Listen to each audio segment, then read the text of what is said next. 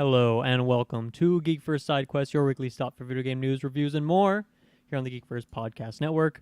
I'm your host, the Adam Hartcaster, Dylan Muss, and today I'm joined by the Codename Hexay, Taylor Field. I believe that's how you pronounce got that it right. word, right? Yes, so, right nailed on. it. How you doing? I am good. I'm super stoked to be here because, I feel like this episode's calling my name with how much stuff we're going to be talking about.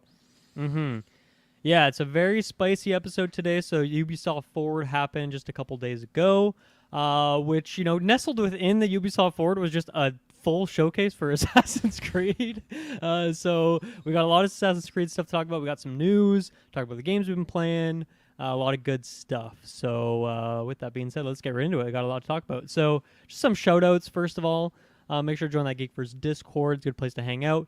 And make sure to join that Patreon to get episodes early and ad-free. Make sure to check out those socials, Twitter, Facebook, GeekVerse.ca, all that good stuff. Thank you to Taylor for doing those beautiful thumbnails and Amanda for doing that beautiful music. There's a few things to shout out. Lots going on in the Sidequest feed. So we did our last week's episode, which is Fall Game Preview, but then we also did a coverage of the Disney Marvel Showcase that happened on Friday, so you can check that out. And then also, I mentioned this on that Out of Mana was supposed to record on Sunday, episode 11, and that would be up on Patreon. That didn't end up happening. Things got shuffled around. But in the place of that, we're going to do a bonus side quest talking about what was just announced today, Nintendo Direct and Sony's State of Play, both happening on Tuesday, September 13th. So we're going to cover those tomorrow. So that should be up on the feeds the 13th, 14th, somewhere in that pocket. So you get a bonus episode there. And then a regular episode of SideQuest next week as is regularly scheduled. So a lot of good stuff over there.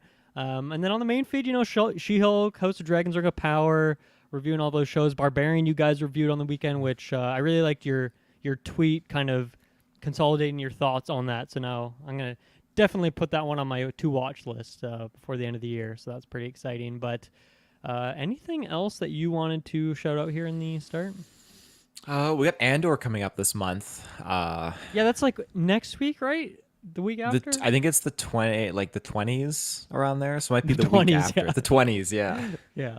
So still some time. Good stuff. And also I want to mention this is kind of fun. This is almost a little Side Quest times Geeks Creed episode because we got so much Assassin's Creed stuff. So when is the last time you did a Geeks Creed episode? It's probably been, I want to say a couple of years, but maybe there's been one that I just totally missed. But I feel like that's been on the shelf for a bit, right? It's been on the shelf for a while. Yeah, the last one I would have done probably would have been like maybe an Assassin's Creed Odyssey review. I don't think I did one for Valhalla. Valhalla I just talked about on Geekverse. So I guess the time you do get to record Ruben goes into the cryptic clues these days. These days, yeah, it goes solely into cryptic clues. Yeah, and if we were ever to do a Geeks Creed, it's irrelevant because we got this beautiful side quest platform now to cover it. So. Well, okay, don't say that. It's not irrelevant. I feel like now more than ever, it seems like you're gonna have a lot of stuff to talk about. Well, we're gonna get there. We're gonna build up to the Assassin's Creed stuff. I wanted to go on a quick tangent first. This came up recently when we were talking in the Discord. I forget what was being talked about, but you had mentioned that whatever the topic was, which I can't remember what it was now, reminded you of this game called Tactics Arena Online, and you just name dropped that casually. And when I saw that, I'm like, wait, Taylor knows what that game is. He played that back in the day, because I feel like that's just a game that very much flew under the radar. It's an online-only game that went offline like many, many years ago, so it's kind of lost to time. But it was a favorite of mine. I've always talked about how much I love tactics games, and that was, I feel like, one of the first ones that that really grabbed me. So what is your experience with this game? Because I just want to hear your story with Tactics Arena. Well, yeah, I was definitely in elementary school at the time, and this game just popped up on me and my friends' radars. We played in computer class, Tactics Arena Online. We'd go to it, and like we would sync up and play against each other. And this was awesome. This is around the time I was in elementary school, but I learned chess, and I love playing chess. And so this to me was like in a chess equivalent, but at the same time, this is when World of Warcraft, RuneScape, all this stuff was really popular with me and my friends too. And this was like a chess kind of experience, but with these fantasy type characters added in. And I just remember I couldn't pay for the extra stuff and the extra fancy characters, but people you'd verse, they had like the dragons, they had all this cool stuff. They had like double There was clerics like and those extra units. golems and stuff. Yeah, like Yeah, those like wolf rider things. Like yeah, there was all sorts of crazy stuff if you had the money. exactly. Which yeah, we were too young to have credit cards at the time of this game happening. But I definitely a just missed remember opportunity there. I just remember having so many good times just battling randomly online or with some friends, and you just have like that three-prong like stationary unit that shoots like a big powerful lightning bolt at anything, and like yeah, you can start with your three knights. You have your assassin does that like spin stunt. Yeah, you could do that like you could do that self destruct where you would like hold it's like it was like a Easter egg almost, right? You'd like hold on the assassin and then it would just self implode and Yeah. all the like adjacent tiles would also just insta die. So I was always looking for that. But then I think people started counterplaying it where they would never, put their units in that position Oh if yeah. they saw your assassin sneak it in, but I was always looking for that. That was the best feeling thing ever. Oh yeah, it's a game that it sucks that it went offline. I feel like it would be such an easy insta following if they were to do like an HD like remake or reboot of this game, Yeah. because you're right, it was under the radar. I don't think many people really know about it. So when you said like you're aware of it, I was like, oh What hell was the yeah. conversation when it came up? Do you remember what was being talked about? Was it another tactics thing? I 'Cause could probably find it. that would make sense, but I can't remember like what tactics thing was talked about in the GeekVerse Discord. It was like a couple weeks ago now, so I don't know what it would have been. But while you're finding that, I remember me and my next door neighbor who were always playing these weird online games together. You found it? What was I it? found it. So it was during that one. Was it the Xbox? Gamescom, Maybe maybe? it was Gamescom. There was that one. It was like you can paint your minis digitally. That Oh, tabletop right. game, and I was like, Yeah, oh, this is giving me like Moonbreaker, I think the game's called. something Yeah. like that. Yeah, I was like, oh, this is giving me like Tactics Arena Online There vibes. you go. You're like, you play Tactics Arena Online? Yeah, I was freaking out when I saw that. Yeah, that's so cool, man. I love that you played that. Yeah, because I played that with my next door neighbor. And yeah, I mean, it was just so cool because, I guess for most people who don't know this game, but, as you explained, very much like chess. But what I found so fun about it, I think, was that in like the lobby, or whatever, you could choose where all your units started. Yeah. So you could, put them in a very almost generic chess setup where you have your knights in front, kind of blocking stuff out, and then your kind of range characters behind. But then I would do some weird strategies where I'd put all my units on like one side of the board, like tucked in the corner, and then depending on what the opponent's board was, sometimes I would just randomly get the most cheesy wins because of that. You could like do the thing where you'd put I think it was called like the witch. You'd put him in the front row, and then I think they one shot the king character, right? Like the cleric, whatever it was called. So if you put him way in the front, it's a risk because if you don't go first, they might just get destroyed. But you might get that certain positioning where you can just one shot the opponent. That was amazing. And my like favorite thing about that game, I think, was that you'd get your default units when you made an account, like a free account. And to get new units, you get like duplicates of certain characters. It would just be like in the text box of a battle. You'd be a couple turns in, and it would just say like, the winner of this game unlocks a bonus archer. So then it would add just a ton of stakes to this random match, and you'd have to grind matches to get the opportunity for that to pop up and see it. But I would like your heart just starts racing when you get that, like, oh, I want this extra unit to be able to play with. So, and then I also my friend, I remember he convinced his dad to like get a gold account, so he had it for like a No month or two. way. So I got to try them out a couple times, but I never owned them myself. But it was just so much fun having those like super OP units. Yeah. Really bad for game balance, for those free players. That might have been one of the reasons the game went down. Who knows? It's not a sustainable model, but damn, that game, I feel like it was ahead of its time in a way. So I'm glad that we both Absolutely. have that experience with it. Mm-hmm. Shout out to Tactics Arena. Let's talk about some of the other games we've been playing, games that are current and have their servers online. So last week I talked about Multiverses. And I wanted to add a bit more because Gizmo, the Gremlins character, came out late last week, and I've tried them out.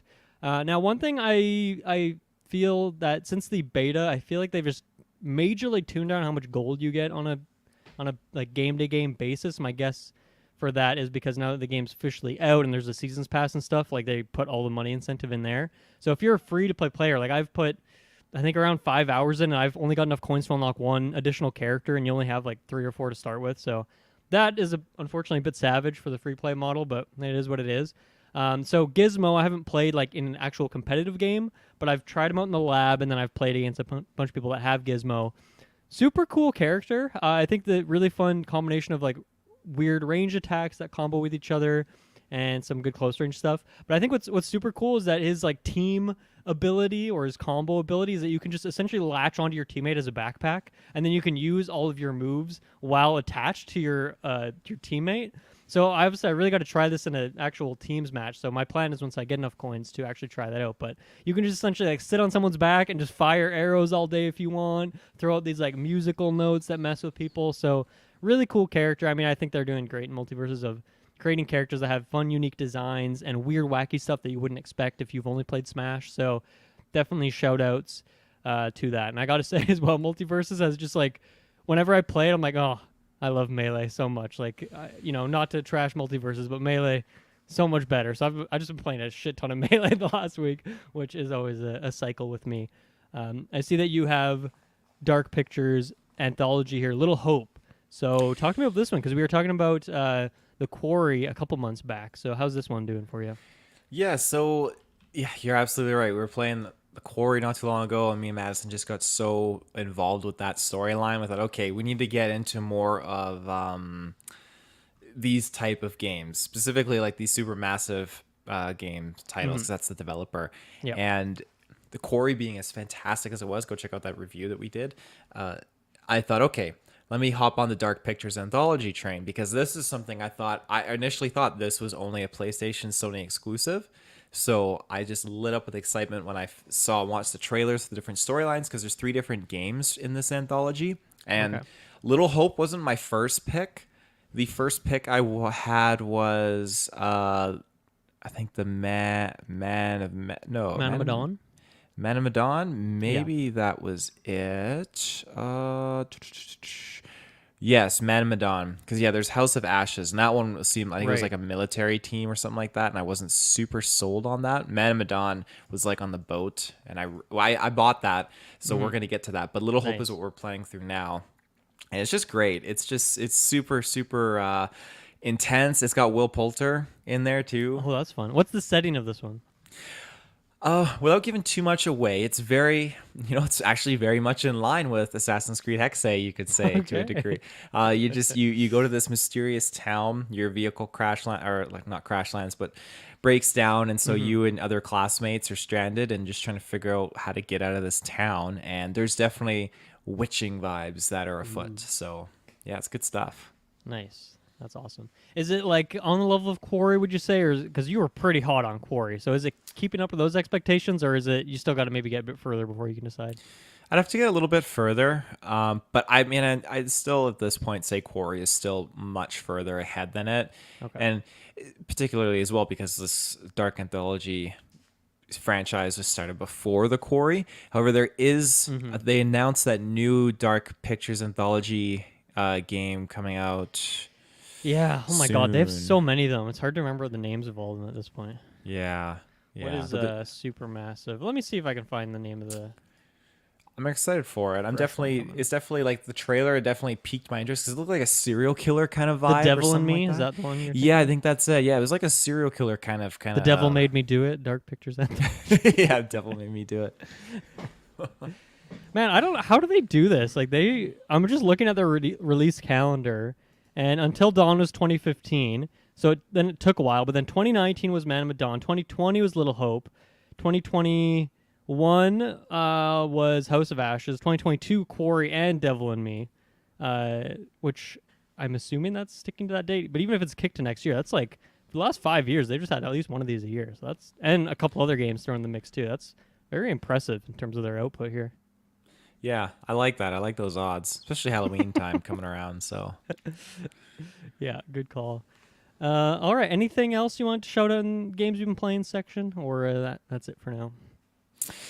still, well, a lot of Mario Party Superstars, a lot of that on the side too, cool. and still some Skyrim as well. So it's kind of been my portfolio as of late. What are you doing in Skyrim right now? What's the because this is probably your like are you always on the same playthrough one character? Or are you on like a third, fourth, 10th playthrough? What's what's your situation there? This is my second playthrough. My first Okay. playthrough was on PS3, and I did so much, so much. And I could go back and just experience it because I have my saves and everything, but I just didn't feel like it. And again, with like having upgraded my TV, having the Xbox Yeah. Series X, seeing it on Games Pass, and Oh, it's the definitely. updated version, I thought, you know what, like I'll just play. I don't know if I was thinking just for the meme's sake, or just for like Mm-hmm. 10 minutes to see what it's like. And then I was hooked. I've clocked in Mm-hmm. so many hours now just doing the quests and everything like that, exploring. And I'm loving every second of it just to re experience what I already went through, which is Love it. new because I don't like to normally go through and repeat things that I've already done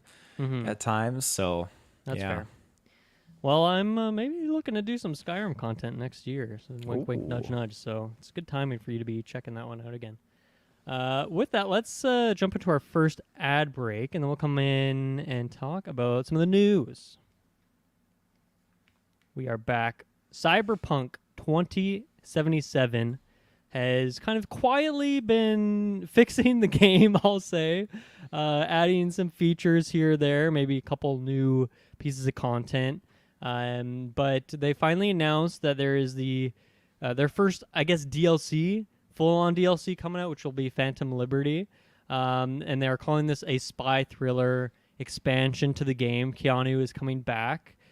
This is coming 2023, or at least that's what they say, but we known how many times they've delayed other things, so who the heck knows? But this is interesting. It's taken, at that point it will have taken, well, to be fair, it came out 2020, but it was December, so we'll say, a good 2 years or so.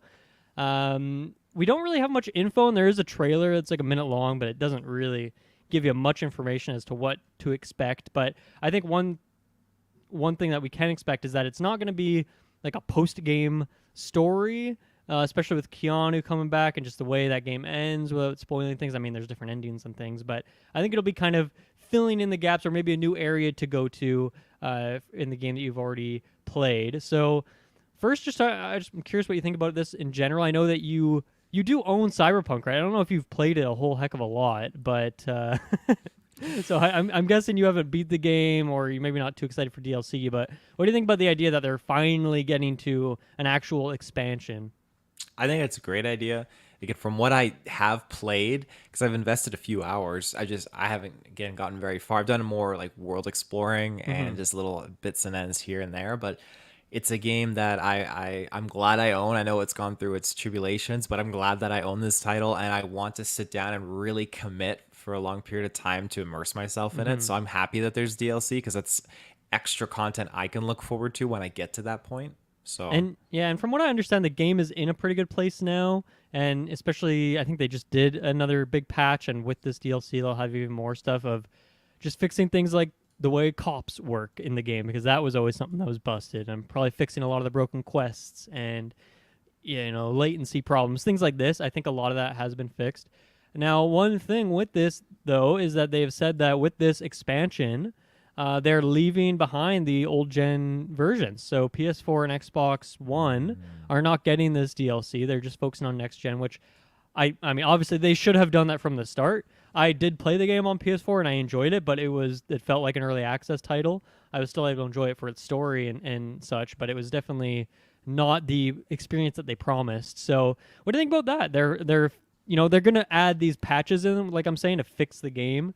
They're doing that stuff for the old gen, but then you're not getting new content. So, what do you think about that? Is that a good move, bad move? Where do you sit on that? it's something I kind of anticipated. Again, I think it's just you have to have incentive to be upgrading to a new console in some Mm-hmm. shape or form, and this is something that I've seen at least before with Nintendo. Nintendo's done this, like, hey, if you want to get the same game but updated and on the next gen console, you get a few extra pieces of content. They did that Mm-hmm. with Mario Kart, Mm-hmm. and they've done that with even with Pokemon. You get extra like Right. Pokemon characters to fight with and Pokemon on the Nintendo Switch. So I feel like I've been kind of groomed to expect that kind of thing. What a word choice to use. Yeah, I'm feeling a bit differently, and that's because I played the game on PS4 and I switched over. So now I'm on Series X instead of PS5. So I can't just upgrade my version of the game and carry my save over and get the new stuff. I think there is cross progression in the game, or at least that's one of the things they're adding before this DLC comes out. So in theory, I could bring my PS4 save over to my Series X I don't know if it's across consoles like that or if it's just like from PS4 to PS5.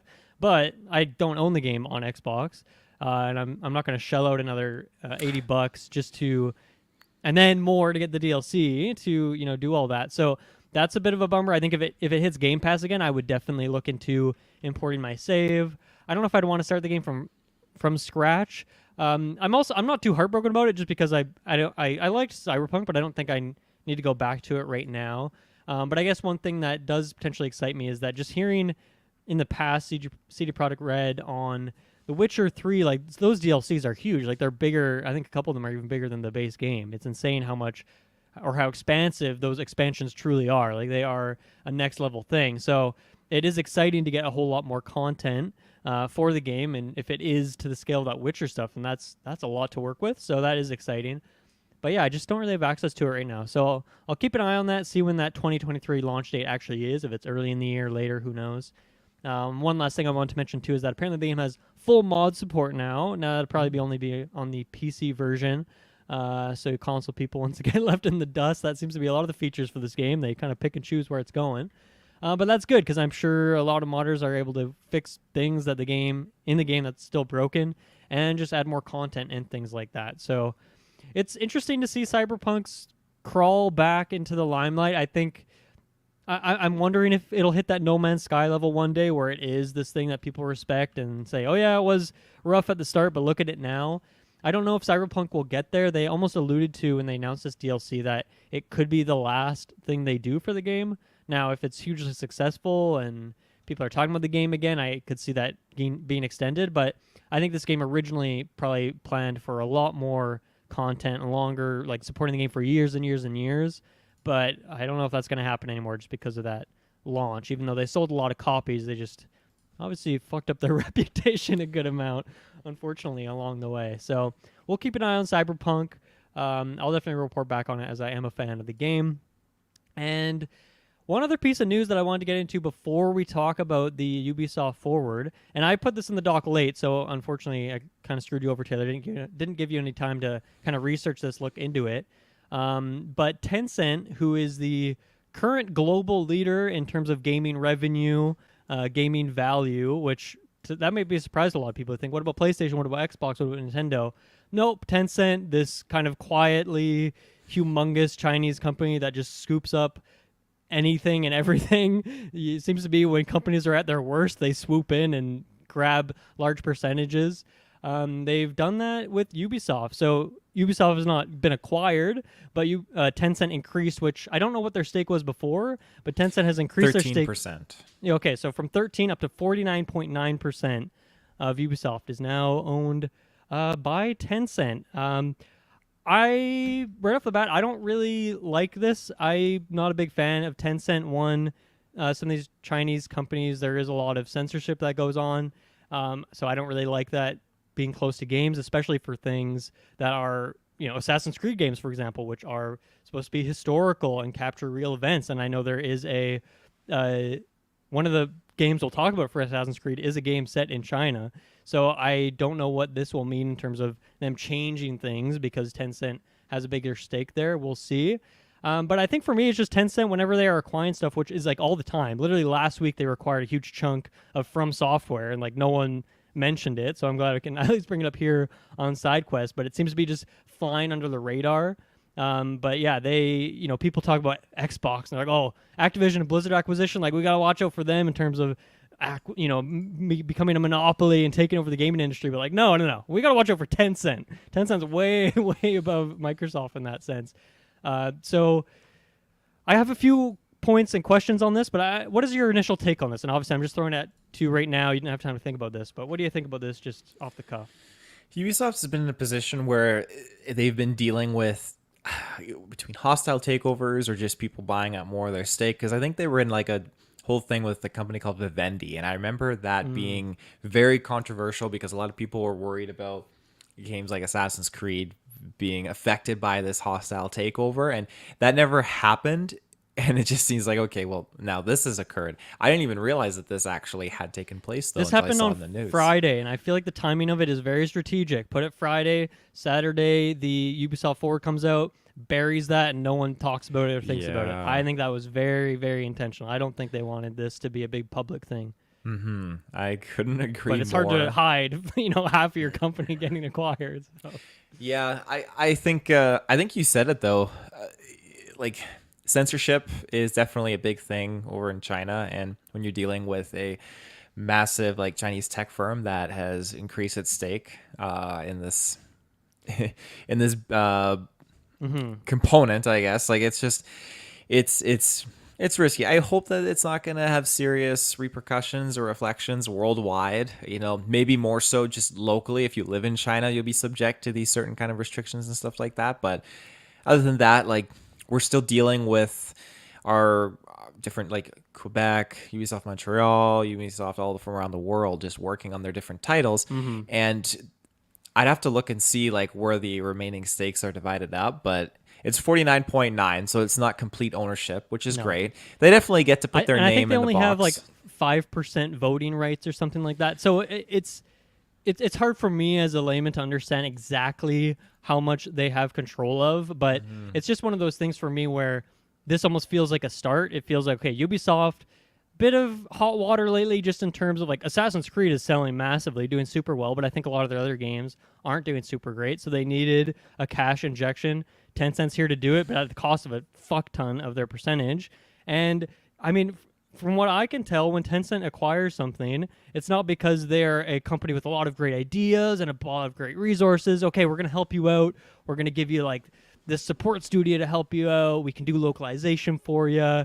This kind of thing. It's like, to me, it seems like they're just there to dump money in your company. So if Ubisoft gets this injection of money and it doesn't help them get out of whatever their issues are as a whole, as a company, then what do they need to do? They need more money, and who's going to be there? Tencent, and then 1 more percent, and now Tencent is in the majority. So, or I think it does, at least. This is my understanding of everything.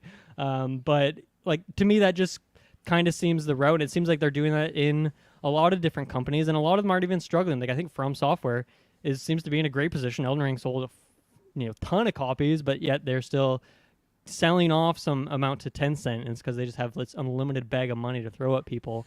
And who's going to say no to that? I mean, just to give people some context, they own Riot Games. They bought them at some point. They own 40% in Epic Games. So think about that. Fortnite, anytime you buy a skin, let's just say, I'm throwing this number out, but yeah, roughly 40% of that dollar is going to Tencent. That's a lot of money right there just from one game.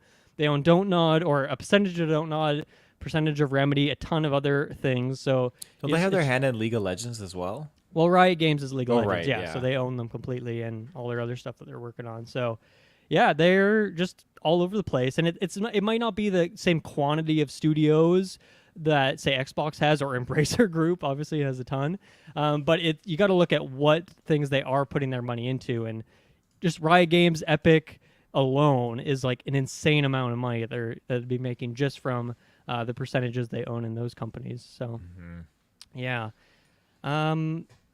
I don't know if I have much else to say on this. To me, it's worrying. I don't like it. It makes me a bit scared.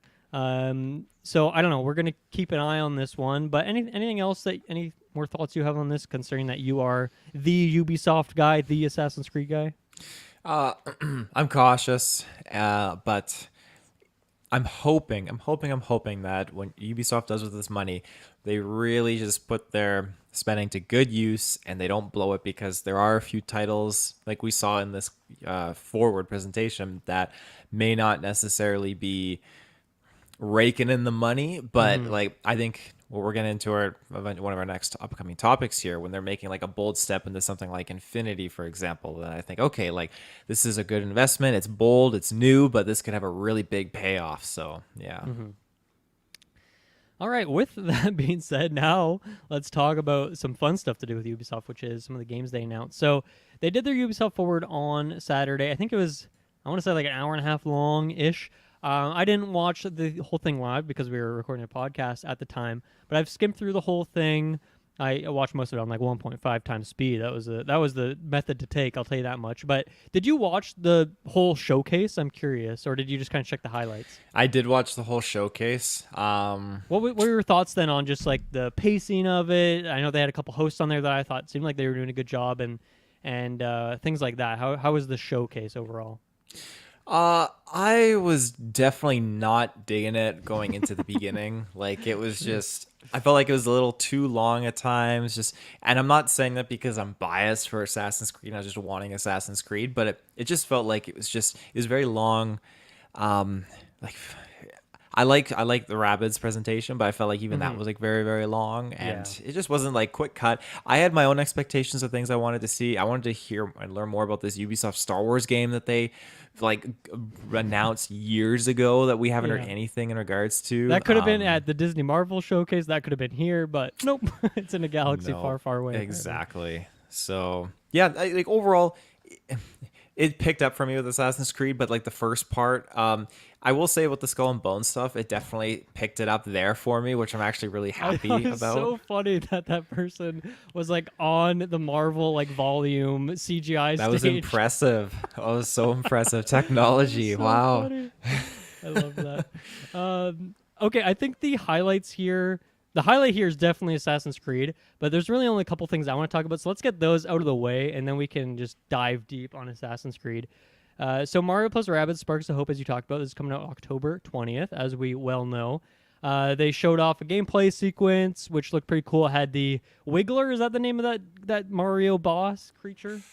They had like a giant Wiggler that was like next to a train. Yeah, that seemed like a cool level. I mean, that first game is great. That one looks great as well. I think the big announcement here was that they said that they're going to be having post-launch content with 3 DLC packs. Now, the first game, for context, had like a Donkey Kong DLC that had Donkey Kong, and I don't know if Diddy Kong was in there, but like a whole campaign you could do with that. So I haven't actually got to that part in the first game. I do own it, but I haven't played that yet. But a pretty cool DLC pack nonetheless.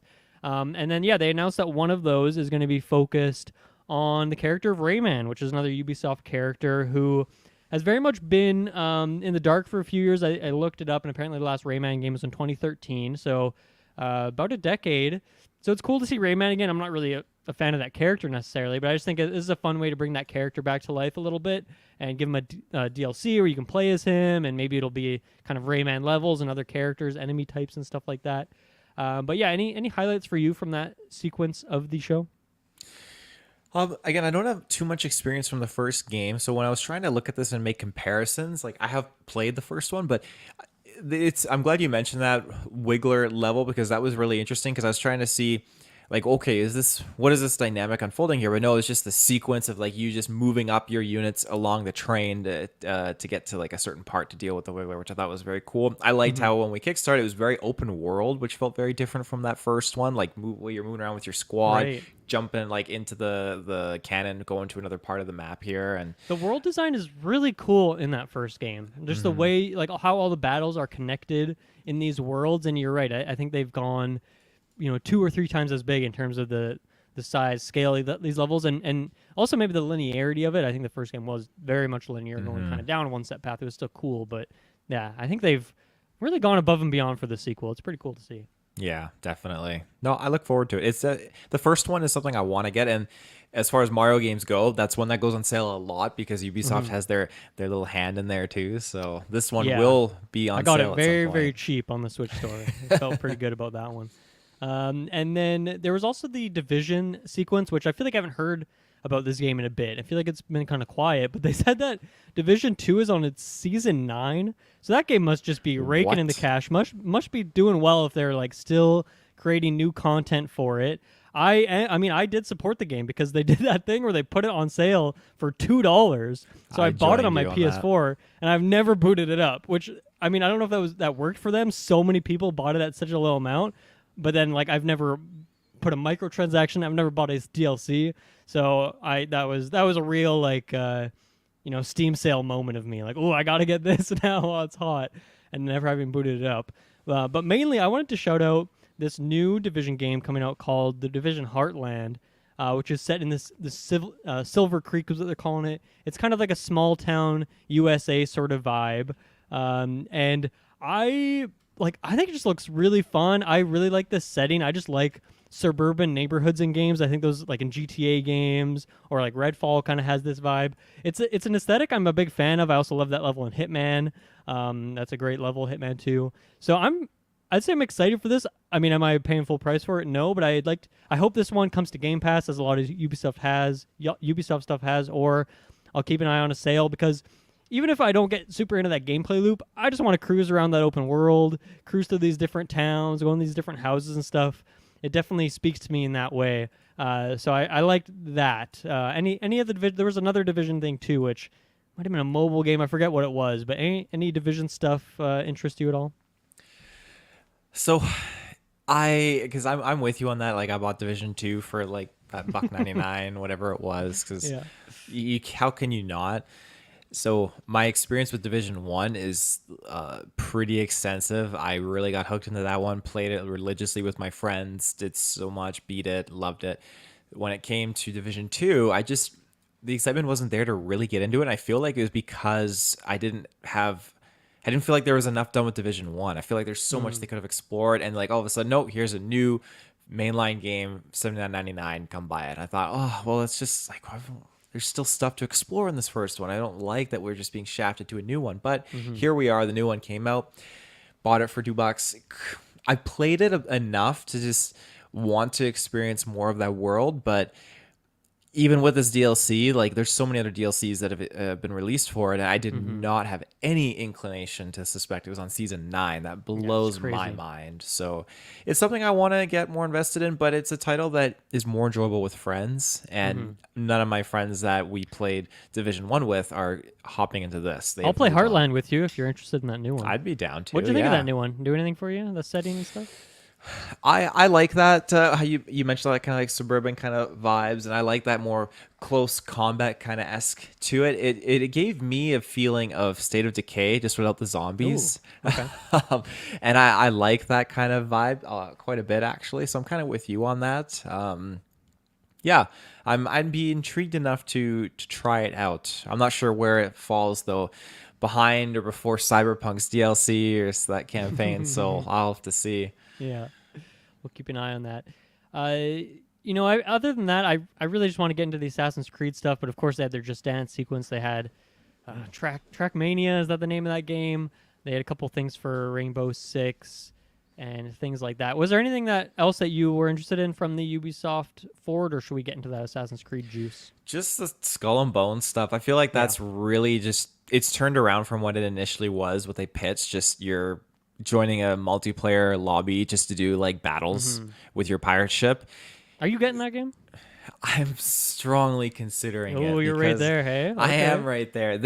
How they've turned it around where you're walking around as your pirate, like on land, just like buying stuff, doing stuff. And now when you upgrade your ships and you're just doing all these different objectives, like it seems so freaking cool. And I actually really applaud Ubisoft and their team for turning that game around and building up to what it is now, based on the negativity they received back in the day, because it's been in the queue for a long time. So I'm definitely intrigued enough. I'm torn because I don't want to pay like the full price for it, but I want to support it. But I'd be more open to be like, hey, $59 on sale. I could probably drop that to get into some scurvy, pirate stuff.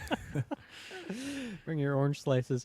Yeah, for me, the release date, it's right there with God of War, so I'm going to be busy at launch, but I hope like a lot of Ubisoft stuff has. Once again, Game Pass, I think, I'd love to check it out. Or even Riders Republic, which was one of their online games from last year, had a free weekend where you could jump in for a few hours. I think that would be a great idea for them to do for Skull and Bones, and let you check out a couple missions, join up with some friends, and check it out. So I would like to check out the game in that way. But yeah, you're right. The timing of it, hard for me to commit to. And the price as well. It's just not quite right. Although I don't know how they could have combined. I don't know if they could have set the price right or the timing right for me to pick it up, unless it was just free or on Game Pass. So we'll keep an eye on that one. I really hope you pick it up. I guess I just want to hear about it. I'm very, very curious. Okay, with that, let's take our second and last ad break here, and then we can just go ham. We can just rip apart this Assassin's Creed content, because there is a lot coming. So we'll be right back. Okay, Taylor, we are back. This is your element. Assassin's Creed, Geeks Creed. This is your space. There's a lot of things. There is, to my count, 7 different announcements from Assassin's Creed. As I said, with this show within a show. I want to start with Assassin's Creed, Codename Red. You put this as the thumbnail. I don't know if that's a hint that it's the thing that you are most hyped for, or it could just be that it is a beautiful image, which it is. But this is that long-awaited feudal Japan setting for Assassin's Creed. This is from the studio that made Odyssey. And that's pretty much all we got right now, is pretty much just confirming that they are finally making the thing that people have been asking for.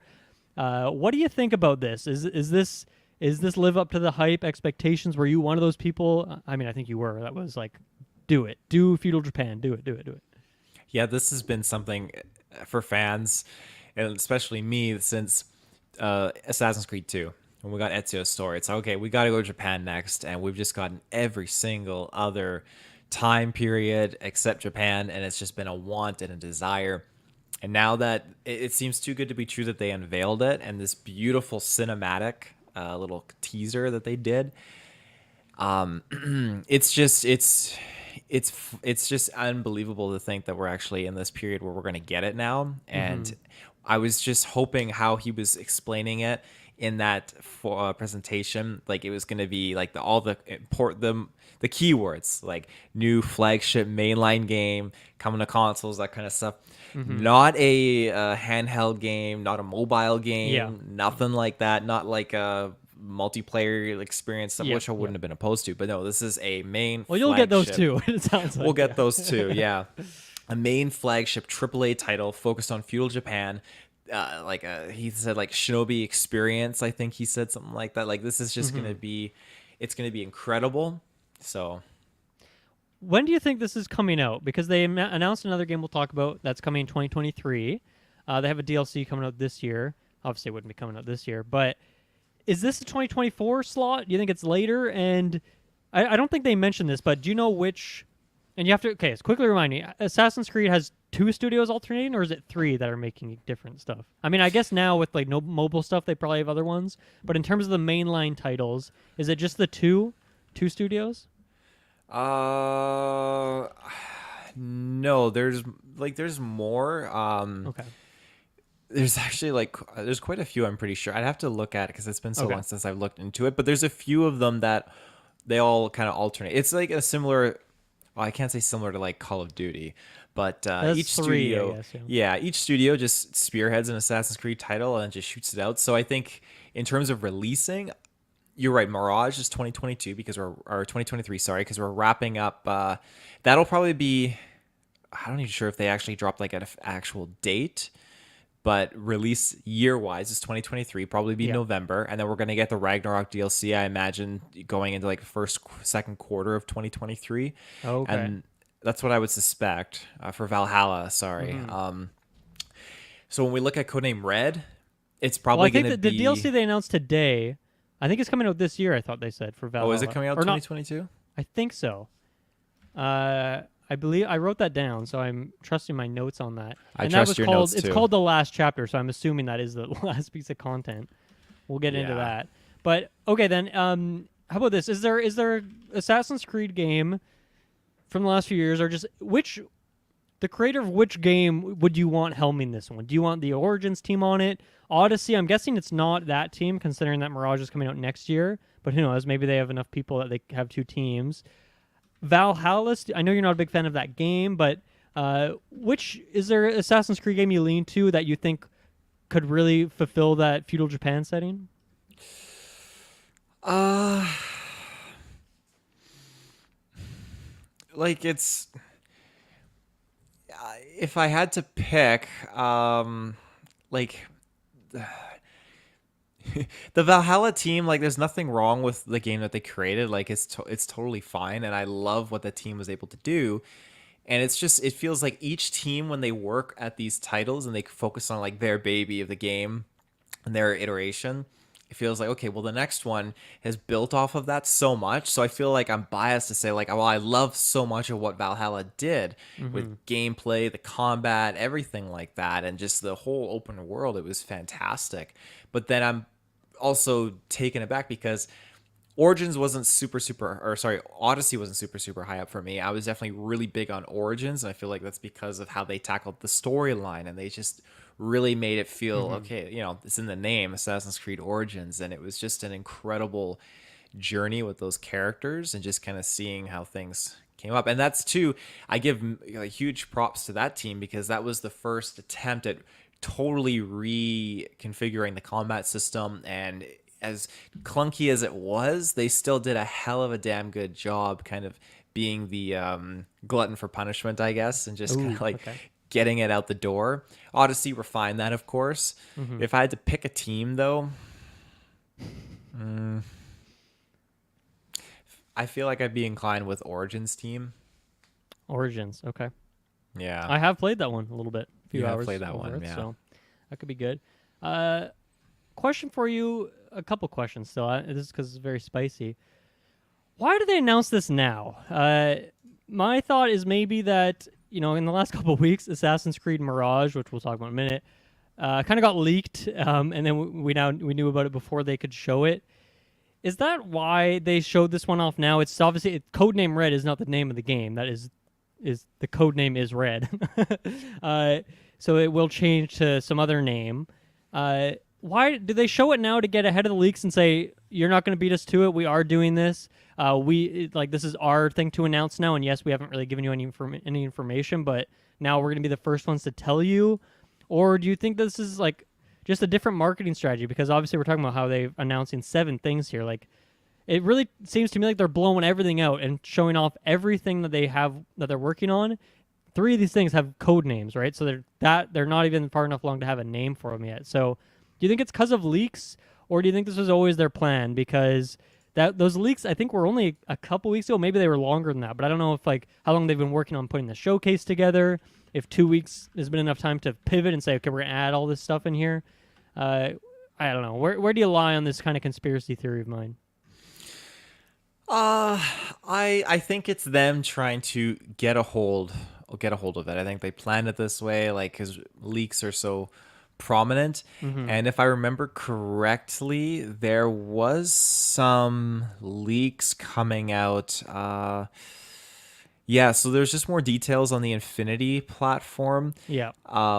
Before this conference occurred. Right. And one of those was, because it's funny. Yeah, this is even on September I think even Hex 7th. was slightly leaked a few days ago too. Hex, yeah. And Hexay. Hexay. The term Codename Red actually was leaked as well. And again, it wasn't confirmed, but people were rumoring it's set in feudal Japan. Okay. And then yeah, you're right. Hexay was another one that was kind of featured a little bit here. But yeah, it's just... So those leaks were probably because, they had the showcase put together and a lot of people saw that, things like that. Things get spread that way.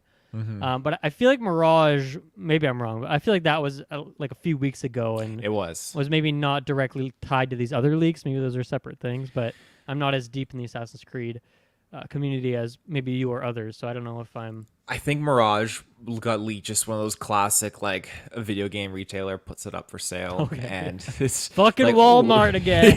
Yeah, something like that. So it was Walmart Canada or something like that. Yeah, that was one that definitely was revealed earlier on. I thought it was just codename Mirage. I didn't think that was actually going to be the actual name of the game, but that's fine. I think totally it's a great cool. name. I like it.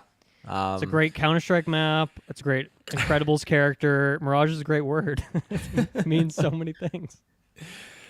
But I mean, just to kind of cap my thoughts out with the feudal Japan part, at least, it's just, I think it's going to be an incredible way to introduce the Infinity platform as being this mainline game, and I do think we see it in 2024. I think because again, these different branches of Ubisoft, they like to time these things yearly with being a November. They've been off that, though, recently, right? They have been off that, actually. You're right. Because Odyssey was 2018, Valhalla last year, or was Odyssey 2019 now? Let me confirm. I want to say Origins was 2017, so maybe Odyssey was 19 in 2021 for Valhalla, so 2 years apiece. Odyssey was 2018. Because what they could do is like, okay, have your mainline game every 2 years, and then in the interim have your Netflix one, your mobile game. And I don't know how Infinity falls into that. We'll talk about that in a minute. Origins is 2017, and then right. Odyssey was 2018. So they just did that 1 year between that. I remember then there was that. 2 years between Valhalla and Odyssey, I guess. Yeah, I remember when we were at E3 and they were just like, because Origins came out the last year, and we're like, yeah, I remember we were like, yeah, 2 year break, this is great, and then it was like, yeah, a year later, boom, we're dropping Odyssey back on that train. So now to go along with that, I one thing I saw is that Mirage was originally planned to be a Valhalla DLC, but then it got, I guess it was far enough along that they decided to split it off and make it its own thing. So maybe that once again, that 2 year time period, maybe that's what they're aiming for. And that like Mirage would have just been another DLC for Valhalla, but now we can say it's like, I guess, going to be potentially 2 years back to back of Mirage next year, and then Codename Red the year after. That makes sense. I didn't see that with Mirage being initially a DLC for Valhalla, but I totally believe that because Ubisoft got on this whole bandwagon. Well, it's the same character, right? So we'll talk about that in a minute. Yeah, they just got on the whole bandwagon of just like, yeah, our games need to have like reoccurring DLCs so that you don't have to feel like you're dropping $79 and then next year, the year after, you have to get something else that's new. They just want to keep adding these seasons passes. So, okay, and then I guess my last topic for Red specifically was that a lot of people made this. I don't want to call it a joke, but I'll just say comparison that when Ghost of Tsushima came out, and I mean when it was just marketed, it looked like one of those Sony kind of narrative experiences, third-person open-world action. But then when it actually came out, people were like, "Oh, this is Assassin's Creed Japan that we've been asking for in terms of its structure. You're unlocking things that give you more display of the map. There's freaking check marks and stuff all over the screen. It's got, a mix of stealth and action and whatnot." Do you think that there is room for those things to coexist? Do you think that the existence of Ghost of Tsushima takes the wind out of the sails of Codename Red before it's even come out? Especially with Ghost of Tsushima probably getting a sequel. That show's coming out too. So like maybe the Ghost of Tsushima sequel also comes out in 2024 because that game came out in 2020. So that's 4 years. Like that's enough time if you're making a sequel that's based off the same engine. Do you think there's any ground to that, or is there enough water in the well for everyone to drink up? I think there's definitely enough room.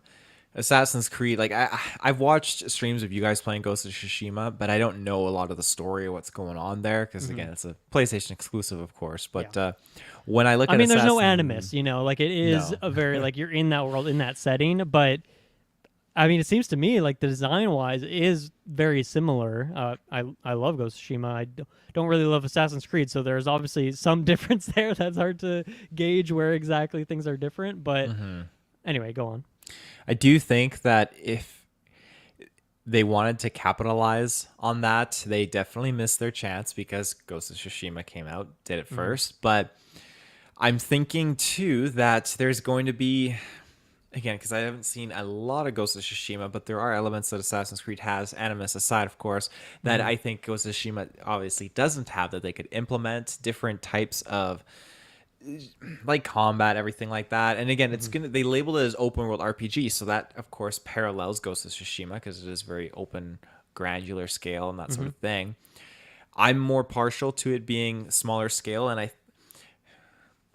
like Valhalla is insanely popular. I got friends and family that love playing it because of its open worldness and all that component stuff. I'm more partial to the Mirage aspect where it's small scale stealth, and I think that would have been great to kind of make it feel Assassin's Creedy. So I think there's enough room all in all for both of them to thrive. And I think Assassin's Creed has a nostalgic factor for a lot of people too. So when people are presented with both, especially if one is exclusively to PlayStation, at least here we can still experience feudal Japan on PC and as well as on Xbox, so it opens up a little bit more clientele there. And too, I mean, depending on release dates of how these things stack up with each other, like people that have played through Ghost of Tsushima are kind of maybe, I don't know, exhausted or tuckered out, but want more of that, but in a different vibe and aesthetic. Like, yeah, I'll drop on Assassin's Creed because I used to play Assassin's Creed 2. It was great. Yep. So, yeah. Plus, Ghost of Tsushima is PlayStation exclusive for your Switch people of the world, which I imagine by the time 2024 is out, there's a Switch Pro perhaps or some equivalent that can run a new Assassin's Creed game. Because they're a little behind the curve. I mean, I think if Valhalla is on the Switch, maybe it's a streaming title. I could be wrong. I might be thinking of another Ubisoft thing. But, you know, the Xbox people, which, you know, once again, potential Game Pass partnership. I don't think Ghost of Tsushima is on PC yet, but it's inevitable that it will be there. I think just with how things are going over in the world of PlayStation, they're bringing their games over a couple of years later. Okay, so moving on then. Let's talk about Hexay next. Codename Hexay. This one, I think they talked about the very least. It's really just like a tone piece that they showed here. The logo with what seems like witch trials sort of era, maybe the 1600s, maybe medieval time, things like this. You know, Blair Witch aesthetic, that sort of thing. This was your nickname today, so it could be that it's just a fun word, or it could be that. Or sorry, I should ask. Was Codename Red? Would that be your most anticipated thing from the showcase? From the Assassin's Creed stuff. If you had to pick one, I know I'm putting a lot of pressure on you with making you pick one today, but I got to know. What is the toss-up between? I'm guessing it's Red and something else, or maybe I'm completely off. It's the toss up between these three particularly because Mirage hit me right in the nostalgia. Like it, I felt like I was back in Assassin's Creed 2 with Assassin's Creed 1 vibes, and I couldn't believe what I was seeing. It just hit me right where I'm like a kid again playing these games. So I'm really partial to that. When you look at Codename Red, then I'm extremely biased there because it's like, oh, this is what I've always wanted. Yeah. So now I have what I love versus what I've always wanted, and how do you pick between those two? And then you have this, which is just a guilty pleasure, Hexay. I love in Assassin's Creed when we get these parallel kind of weird dystopian timelines, like George Washington, like being a corrupt dictator of America, king of America. That storyline was cool to play. We had Jack the Ripper as an assassin, or a character that you played as, and he goes bad. Like, so there's all these different weird parallel takes, and Codename Hexay just is right up my alley for that dystopian pleasure that I like to engage in with these video games, that storylines. So it's so hard for me to really properly pick between these three titles. I won't make you pick then, and maybe we'll go down this route. And they talked about Assassin's Creed Infinity some more, which to me is still kind of confusing. I don't know if you have more information on this, but from what I understand, this is like Assassin's Creed Infinity will be this one title that exists for many years, and different Assassin's Creed titles are folded into it in a way that makes them connected in a way that I don't really understand how they're connected. But they talked about, in specifically this show, that Codename Red and Hexay are both part of Infinity, but none of the other stuff that we're talking about today did they say was part of Infinity. So it's clearly not everything, or else I think they would have shown, like, okay, Mirage is in there too. We're going to throw this Valhalla DLC, Codename Jade, all this stuff. But what is your current understanding of Infinity? And then from there, how do Red and Hexay fall into it? And do you think that's an indication of maybe the scale of those games or a connection between them, things like that? My interpretation of Assassin's Creed Infinity is that it's like a bookshelf, and you can just pull a book out and you can experience it and put it back on there. I love that. Okay, that actually I get it now. You get it. Okay. Yeah. Good. Because it can so very easily get confusing. At the same time, this bookshelf is constantly being upgraded and just progresses with you. So in terms of getting an official launch game, I'm assuming it'll probably be Codename Red that is going to kind of introduce us onto Infinity. And are you able to buy Codename Infinity as a standalone product, or do you buy Infinity and then purchase the DLC or something? Well, I thought Infinity was free. Okay, so it's almost like a game launcher or something. Actually, yeah. Oh no. Okay, so Assassin's Creed will not be a free. Oh, will not be a free to play game. If I said in May, it was planning free to play games across all its biggest franchises. Interesting. Hmm. There's still like a lot more information. I feel like they're being so Yeah. cryptic They with did on not it. really explain a lot in the showcase. They just said that these two games are going to be part of that. And they had like some fun graphic that makes them like kind of pulls them in and stuff. Yeah, Yeah. it is very confusing So still. at the end, it's a live service, and yeah, games will be dropping on there. They're going to weave in a dedicated multiplayer experience somehow to this as well that Right. they talked about. So I'm very intrigued to see how this will unfold. Assassin's Creed multiplayer was absolutely one of my favorite things when they dropped it in Hmm. Brotherhood back in the day. So to have them kind of bringing that back after Unity did not do well, a great experience, but it was buggy out the wazoo. So they're like, okay, Hmm. no more multiplayer going forward, and now they're gonna like getting their toes wet again. I'm so thankful for this. So maybe that's almost similar to how for Call of Duty you're downloading, let's say Call of Duty Cold War, whatever it is, onto your console. And then if you're someone like me who doesn't own that game, you're still able to download it and access Warzone and play that. So that would be Infinity, like that would be your free That multiplayer makes content. sense. And that could be stuff they update. So there's like, okay, we added Hexay as the next Assassin's Creed game, and now that means that there's additional maps for the multiplayer part that the free to play people can play with. But then once again, if you buy Call of Duty Cold War, you get access to the campaign, or you get access to the actual like dedicated multiplayer part of it as separate things. So maybe that's how we should look at it. Because I was wondering if it's almost like a Hitman, like Hitman 3 when that came out. They kind of rolled it all together. So now that Hitman trilogy, you can go in there and download individually maps from the previous games and have it as this one thing. So you just have Hitman 3 downloaded, but now you can play Hitman 1, 2, and 3 from in there. And then when they release a new map, they chuck it in there as well. So yeah, it's weird. I guess the confusing part for me with Infinity is like that not all games are part of it. So they seem to be picking and choosing. And so maybe it's just the games that they're adding dedicated multiplayer to, which yeah, they talked about multiplayer more. And I remember actually like that was one of my only experiences with Assassin's Creed back in the day. I was going over to Briggs's place, and we were playing the multiplayer in that, which was a lot of fun. Where you can disguise yourself, you have big crowds, and it was cool. That was kind of a player versus player, but then there's also player versus environment elements of it too, of hiding and stuff like that. So it is cool that it's coming back because yeah, I hadn't really thought about how that's something that they shelved for a few years there. Yeah, definitely. So with Infinity, including Hexay and Red, do you think that those games then are going to be smaller? Are those games going to be smaller Assassin's Creed experiences, whether it be smaller maps, or yeah, I guess that would be the best way to put it. Maybe just smaller maps or locations, almost just like appetizers of these different locations instead of full blown $80 games that get DLC packs for 2 to 3 years. Or is that just a wrong thought completely? What do you think about that? I think these will be full on, full games, full Okay. AAA titles with large maps, large experiences, and DLC added to it as well. Hmm. Well, it's tricky to say about the DLC because I don't understand Infinity fully. So, Yeah. but I don't think there'll be any shortcomings at all. Hmm. Okay. That sounds good. So let's talk more about Mirage then in detail. So this is Assassin's Creed 2023, set in Baghdad.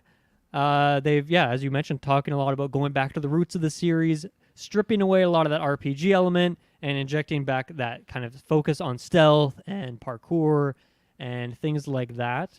And then I guess the story part of it is they said this takes place 20 years before Valhalla, was it? And you're playing, but Eivor is the character of Valhalla, so you're not playing as Eivor, right? You're playing as a different guy, but he's from Valhalla.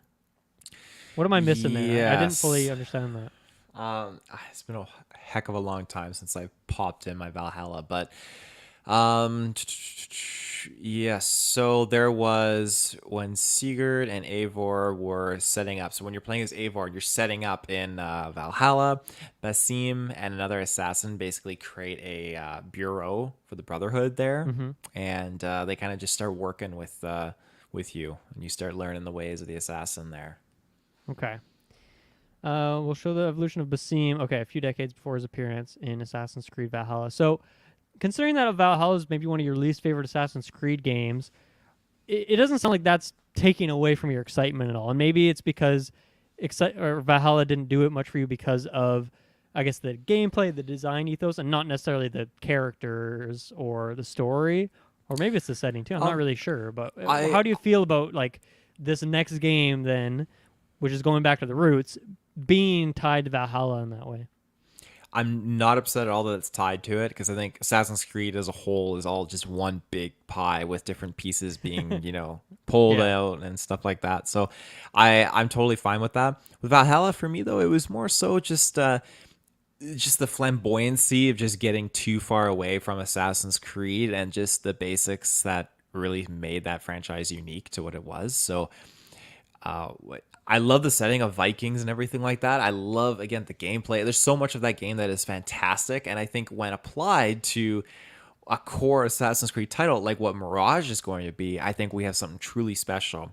Tying it with this is great, because I think seeing Basim give us the Ezio treatment of a guy out in the streets being a thief and being brought into the Creed, I'm such a sucker for that. Oh my goodness. And I think it's just going to be an absolute delight going on this journey. And that's where I say, again, that cinematic that they unveiled, I thought, wow, this is right from Assassin's Creed 2 and Assassin's Creed 1. And they're talking how we've downscaled the map. It's not going to be super open world. It's going to be a smaller scale map, more focused on like the cityscape. You're going to be moving through the crowds more stealthily. I'm like, yes, this is what I have been wanting. Do you think that's why they're doing it? Is it just been long enough that people are now nostalgic for that? I mean, I guess we didn't really mention this, but this whole Assassin's Creed showcase within the showcase, it's like because they're celebrating 15 years of Assassin's Creed. That could have just been the branding for it, but it seemed like they were pretty excited about that. They had a lot of portions in there where developers were talking about how this defined my career. This is where I, cut my teeth on game development. They had all sorts of people kind of celebrating the game, which that also could be a reason why they blew out all these games. Not even just trying to get ahead of the leaks, but just like, we're celebrating Assassin's Creed this year, so let's go ham and give you guys tons of stuff to talk about. But yeah, why do you think they're going back to their roots? Because as far as I can tell from kind of the outside of Assassin's Creed, it seems like these games have just an upwards trajectory in terms of sales and popularity. I feel like Odyssey was huge, but then Valhalla was even bigger in terms of the sales and then just the conversation around it. And I feel like for the first time in a long time, the general populace was just like very excited on Assassin's Creed fan, not just the Assassin's Creed diehard fans that stuck with it for all those years. So is it that nostalgia? Is it because they wanted a simpler game?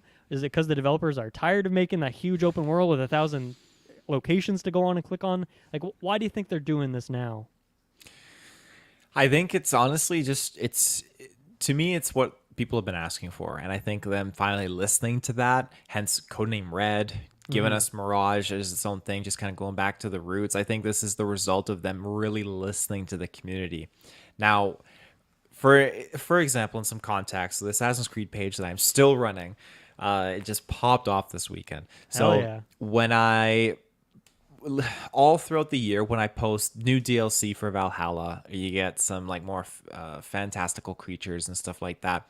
The number of comments, likes, very poorly received. Fans are not popping off, and this is a page with near 100,000 Assassin's Creed fans following it. No, it's the real deal. So that to get that kind of reception, it's very minute. And you would be like 100 likes and like 15 comments of people just like throwing shade at this. Now, when I put something for Codename Red and then Mirage, detailing stuff about what's going back to its roots, all this kind of stuff, what the fans have been asking for, it's just through the roof. People are commenting, loving it, liking it. It's just great. The reception is huge. And so as a developer and as a company like Ubisoft, they have to see this out there in the public. They have to see how it's being received and know, okay, we need to change our step and we need to change pace, go with what they want. And they did that. And I mean, Bob's your uncle. Yeah. I'm so glad you have that page, because that it really is the perfect way to get a temperature check on how the Assassin's Creed community is feeling. And you just have all the power at your fingertips. So like whatever you post, you can just directly see how people are interacting with it. That's amazing to have. I think this excites me personally as well. I'm a big fan of stealth games. I think that's one thing that tuned me out when I was playing Origins, because even though it was an awesome setting and all that, I guess I wasn't like jiving too much with the stealth gameplay, and that was something I liked back in the day of those early Assassin's Creed games. Just thought it was really cool of blending in the environment and cruising around those rooftops and things like that. So I think it's interesting in that way. Do you think this is like almost just a one-off of them going back, or should they continue this maybe cadence of, okay, you get Mirage, it's back to basics, stealth, smaller, focused, rip out the RPG stuff, and then your next game is Red, it's big, open-world action RPG, and kind of going back and forth of those genres and playing with them again and using both of them? Do you think that'd be a good way to go about it, or is it almost fine if they just do, okay, we'll do a Mirage every 5-6 years, hit you with the nostalgic back with those roots, but you can continue going with that open world RPG setting? This is an interesting thing that I saw Ubisoft put out after their conference, and it was that they didn't want to make a game or keep making games that were just for everyone. They wanted to make games specifically for different groups of people. If you want to be living the stealth life, then you can dive into Mirage, and this is what Infinity is going to be building up to as well. If you want to experience this specific time period in an open world setting, dive into Codename Red. If you want to experience this smaller scale setting that's more horror-esque, dive into Codename Hexay. So I like that, because instead of compromising themselves a little bit and creating that Valhalla experience where it has everything in there for a broader audience, kind of like what you said, now they're in a position where, hey, we're going to put out a new Assassin's Creed game on Infinity, and it's going to be focused on strictly like stealth stuff and like a few of these cities in history. And then this one will be completely open world, and they can bounce back and forth with the releases of different titles and stuff. I think that's fantastic, and I hope that they stick with that. So amazing. We still have a bunch more Assassin's Creed stuff. So Valhalla, as we mentioned, is getting the last chapter, which is the name of this thing. And this is a free addition to the game, as far as I can tell.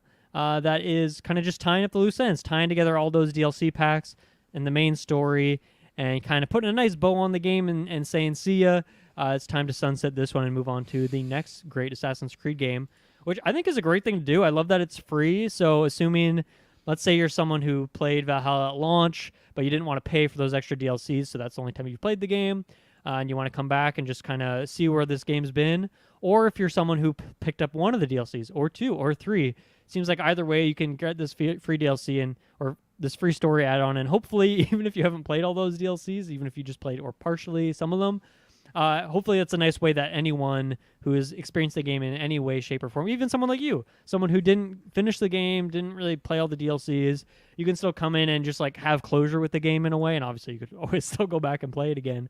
But I think this is a cool that, assuming it is free, as I think I heard there in that showcase. This is cool, and it's good too. And now you know that, okay, don't expect at our next Ubisoft Forward to hear more with this game. We're done. We're moving on. So anything to add on that? Just doing it. Are you gonna come back for this, or are you just I had my time with Valhalla, I'm done? I feel like I've had my time with Valhalla. I'm never gonna say never, and I think if I do have some free time leading up to Mirage, I could easily see myself kind of maybe like sneaking in, but I'm not gonna rush into it day one to get in there. You can call me a fraud, fake Assassin's Creed fan, whatever you like, but Valhalla is just overall is not. I'm not going to call you that. I would be lying to call you a fake Assassin's Creed fan.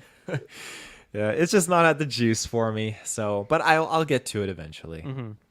And obviously, I'm not the audience for this, but I hope it's short. I hope it's like you can jump in there and like 3, 4, 5 hours, like you can get that closure instead of just like, okay, we're going to slam another 30 hours on you to see the end of this story. Like hopefully they make it work. And do you expect to see any sort of connection between that and Mirage, considering that is a connection of that story? I mean, it's a prequel, like 20 years beforehand, so like, I don't know what the end of the story would be, but do you expect it to like lead or tease anything in Mirage now that has been announced and people can expect that to come out?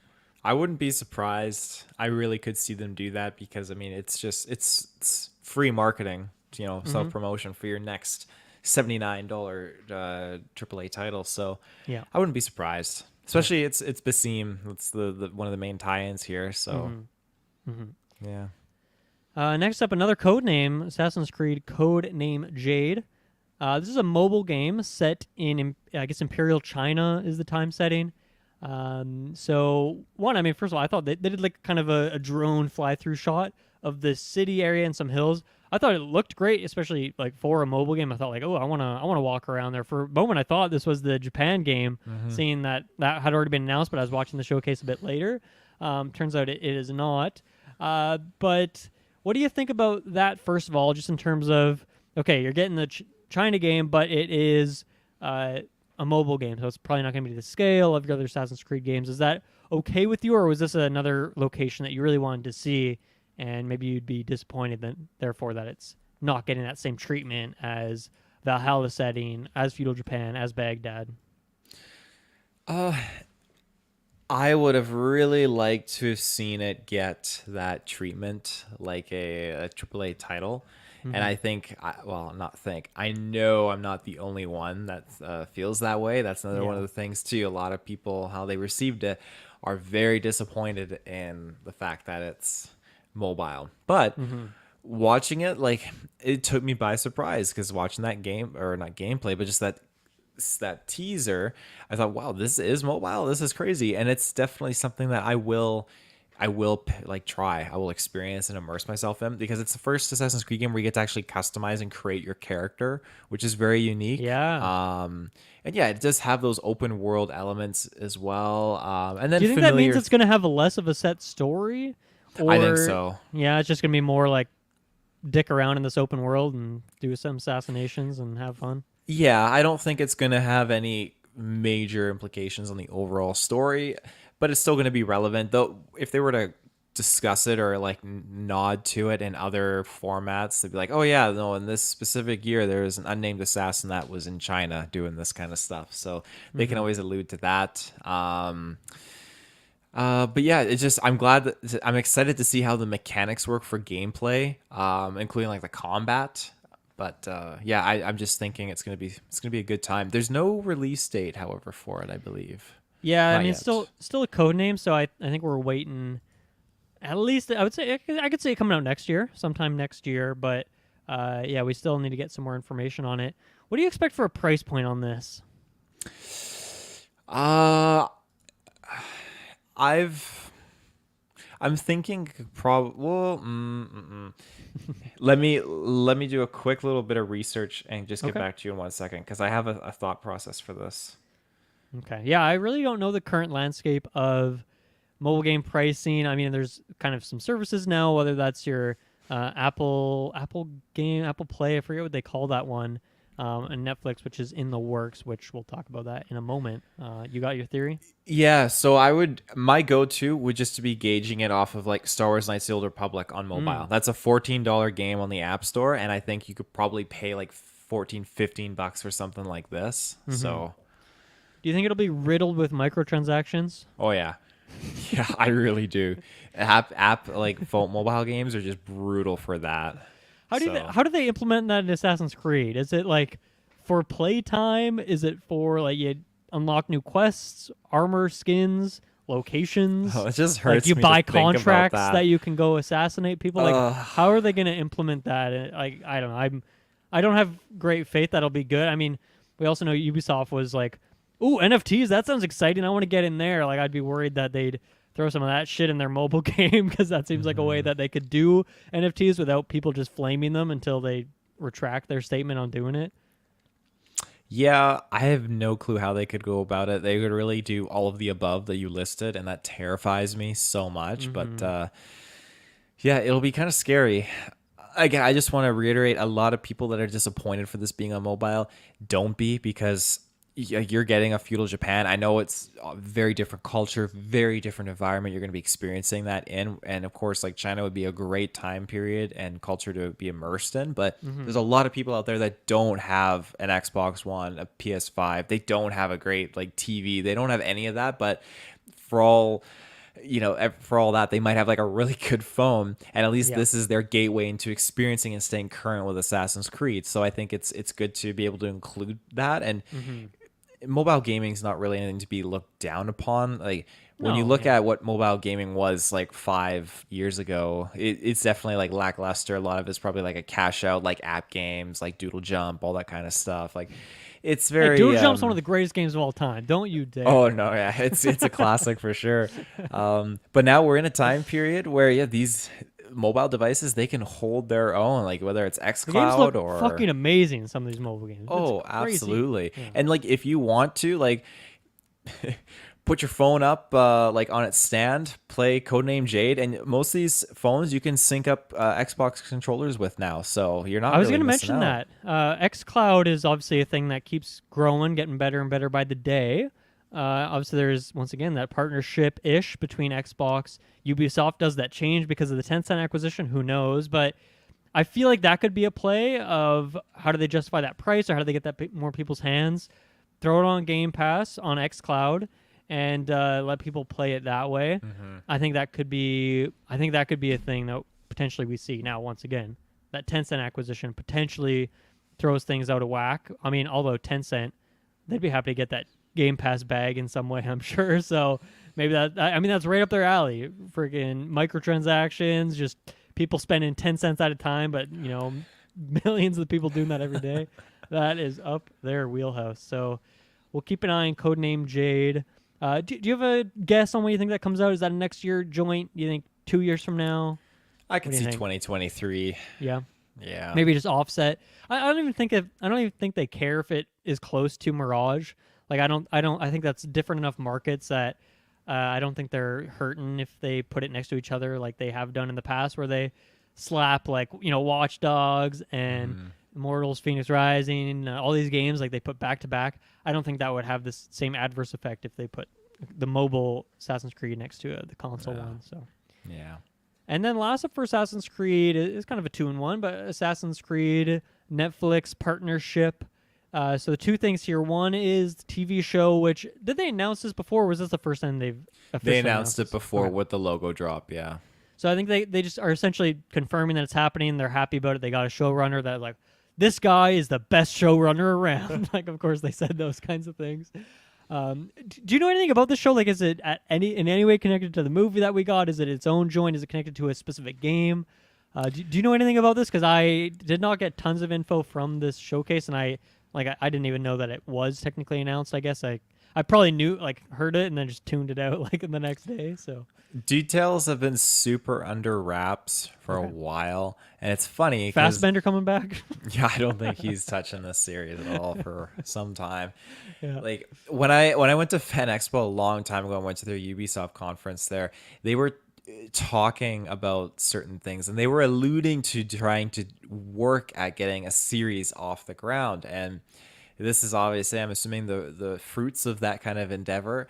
And now here we are. I don't know what it's focusing on, time period, character, relations to games, any of that detail specifics, but I do know that this partnership is supposed to kind of dish out the live action series. I think some animated content as well, like some a whole little nest egg of different things for people and fans to kind of chime in with.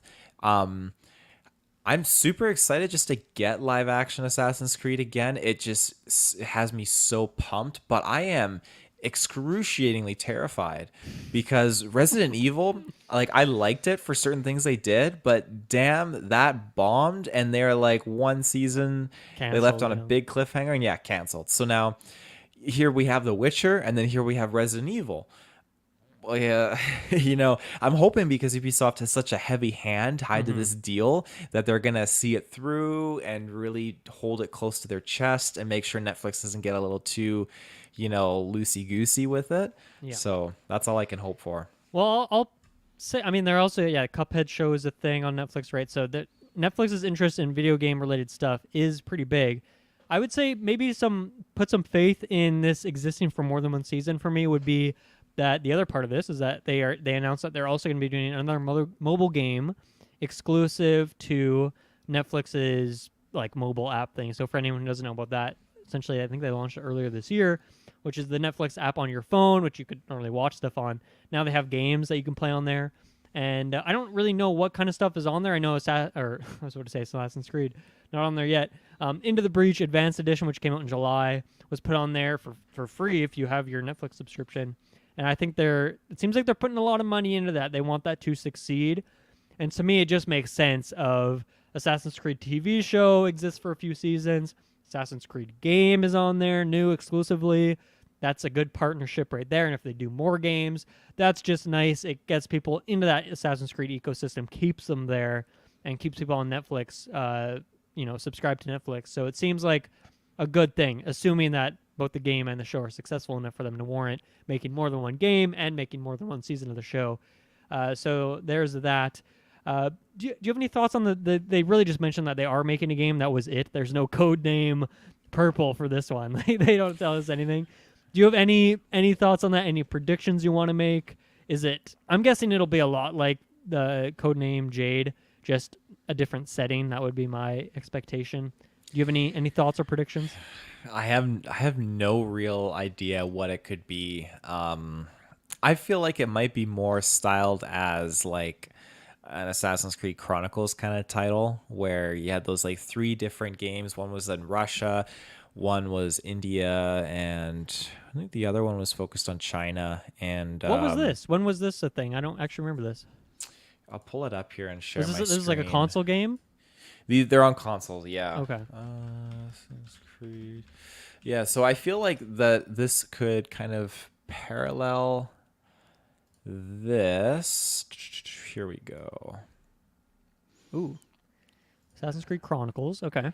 Yeah, so it's like a very cool, like styled, like side 2D platformers. Type. Yeah, okay, yeah. Gotcha. So very cool time periods because again, it focused on like these 3 different time period iterations with these 3 different characters. So I feel like that maybe they might pursue something like that for it, which would be pretty cool. So I like that idea. I hadn't really thought about other genres. I just kind of expected once again that third person, maybe open world-ish action stealth game. But that's a good point. I feel like they could jump around with genres and try different stuff because maybe in mobile games, maybe there's like genres that work better. And I think 2D platformers, as you mentioned, Doodle Jump, all-time classic. I mean, 2D games are just a good pairing naturally. Maybe what if it's like Assassin's Creed Bejeweled, where it's just like characters' heads. Like I'd play it. A match 3 kind of game. That would be love some Bejeweled time. Classic. But yeah, I'm actually kind of very curious about that. I'm very curious to see what path they go down for that. That was it for Assassin's Creed. Was there anything we missed or anything that you wanted to double back on and talk about more? I don't think so. Just I'm curious how these updates are going to be coming in the future because this is the biggest kind of reveal they've done. Like in the past, they've announced multiple games at once, like Assassin's Creed Rogue and Unity dropping once on old gen, next gen, but this is top that. This is multiple titles on every platform, and I can't fathom it. Like it's surreal. It's a good time to be a gamer. That was a lot. I'm gonna quickly recap. Okay, so we can make all this make a little bit more sense. Valhalla is getting its last DLC that's coming out this year. Next year, we're going to get Assassin's Creed Mirage that's set in Baghdad. It's kind of the game that's going back to the roots of the series. And then beyond that, it's looking like Assassin's Creed Infinity might be a way that is tying multiple games together. So you're going to get Codename Red, which is Japan, and Hexay, which is, I guess we'll just say 1600s witch hunt era. That's very much a prediction. Like, we did not get any information on that. It's just kind of the vibe setting. So that's coming in the future, maybe 2024 and beyond. And then on your mobile device in your pocket, you're going to get Codename Jade, which is set in China. And then Netflix is going to roll out another game at some point, and then a TV show coming down the road as well. So I thought like that showcase within the showcase was great. There was a lot of fluff in there as well. As they're celebrating, which is totally fine. But I think considering they announced like 7 or 8 different things within like a 20, 30-minute long period, that's pretty impressive. And I gotta say, like, it was exciting for a non-Assassin's Creed fan to see everything all in one place. And yeah, you're right. Like, it has been a bit since we've got news other than just like some weird creatures coming to Valhalla. So it was fun to kind of get everything all in one place. And it's nice to know, okay, here's the roadmap for Assassin's Creed for probably the next 3 or 4 years. So to kind of just know everything all at once, even though a lot of it's code names. But yeah, that was a lot of fun to go through. It was fun to do a little Assassin's Creed check-in. Taylor, that's everything we have for today. Any final closing notes here you want to throw out in the world? No, I think that's pretty much it. I appreciate you letting me just vent my excitement because it was bottled up. I needed to get it out there. I'm glad we could do this with you. And yeah, thank you everyone for listening. Once again, later this week, within a couple days of this episode releasing, check out that Nintendo Direct / State of Play coverage. Who knows what's going to be showing up there? I mean, I'm sure we'll get some Mario Strikers DLC, maybe the next Mario Kart maps, and then, it's 40 minutes, that Direct, so that's probably juicy. Who knows what to expect for the State of Play. And then next week, we'll be back with a regular scheduled side quest. We're going to talk more about Lord of the Rings and that acquisition that happened a few weeks ago. So lots of stuff going on in the gaming world. It's a very exciting time. Thank you, everyone, for listening, and we will see you next week. Bye-bye. Bye-bye.